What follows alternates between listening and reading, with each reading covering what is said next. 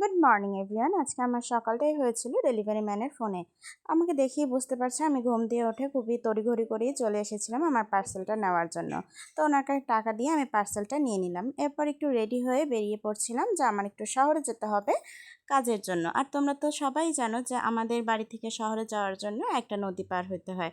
আর আজকে দেখো নদীতে প্রচুর জল ছিল, আর তাই অনেক বড় লাগছিল। একদম খেয়া মাঝিরা নদীটা পার হয়ে আসতেই পারছিল না, এত পরিমাণ স্রোত ছিল। যাই হোক, তারপর চলে এসেছিল নৌকা, আর আমি নৌকায় উঠে গিয়েছিলাম শহরে যাওয়ার জন্য। শহরে এসে দেখলাম যে পথের মধ্যে যে এক মামা কত সুন্দর করে ছাতি সেলাই করছিল, মানে নষ্ট ছাতিগুলোকে খুব সুন্দর করে সারিয়ে দিচ্ছিল। তখন আমারও একটা ভাঙা ছাতি ছিল, আমি চিন্তা করলাম যে মামার কাছ থেকে আমিও ছাতিটা একটু সারিয়ে নিই, কারণ এমনি বৃষ্টির সময় আর এখন তো ছাতি খুবই প্রয়োজনীয় একটা বিষয়। তাই আমি মামার কাছে ছাতিটা সারাতে এসেছিলাম। তখন মামাকে দেখলাম যে আরেকটা ভাঙা ছাতি থেকে কিছু জিনিসপত্র নিয়ে আবার নতুন আমার ছাতিটার মধ্যে সেটা নতুন করে লাগিয়ে দিচ্ছিল। বেশ ভালো ইউনিক টেকনিক আমার লাগছিল মামার কাছে।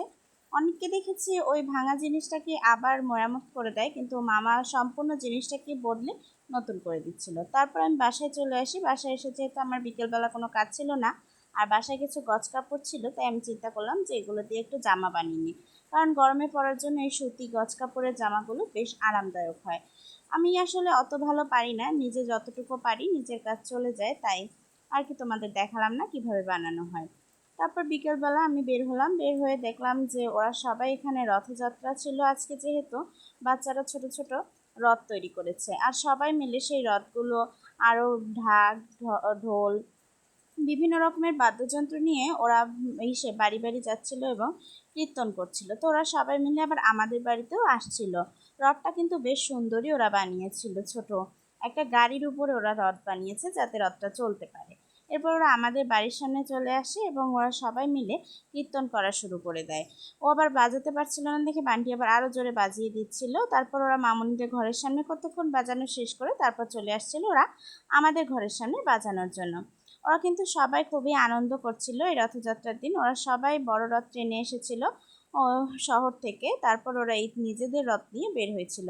একটা ছোট্ট গাড়ির উপরে এই রথটা বানানো হয়েছিল, আবার ভিতরে ওরা বিভিন্ন ঠাকুরের ছবিও লাগিয়ে দিয়েছিল।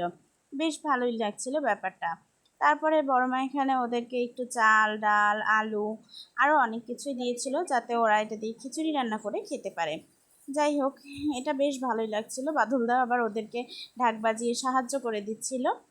ওরা চাল ডাল আলু একটা ফল টাকা এগুলো নিয়ে সবাই চলে যাচ্ছিল মামুনিদের ঘরের সামনে, কারণ মামুনিও নিয়ে এসেছিল চাল ডাল আলু আরও অনেক কিছু।